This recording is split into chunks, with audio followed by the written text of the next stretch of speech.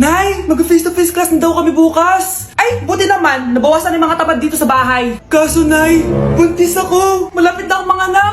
Ha? Alam ba namin na, anak? Buntis ka pala, di ko alam. Anong gagawin ko, Nay? Kaka-cellphone mo yan eh. O sige, kakusapin ko teacher mo. A few moments later. Ah, pasok po kayo. Ah, ma'am, makikiusap po sana kami. Nay, manahim ka dyan. Ah, tungkol po saan? Ah, may tumor po kasi sa tiyan yung anak ko, ma'am. Hindi po siya makakapasok sa school. Ah, ganun ba? O sige, e-exempt ko na lang siya. Salamat po, ma'am. Tara na, anak. Ang sakit ng tiyan ko. Anong nangyayari? Wala po to, ma'am. Nay, manganganak na ata ako. Ba't ngayon pa? Umiri ka. Ano ba naman yan? Sige, ire! Ayan na, malapit na!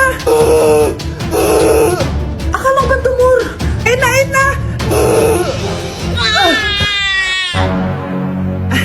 Grabe na talaga yung mga bataan ngayon! Nagsisibuntisan na!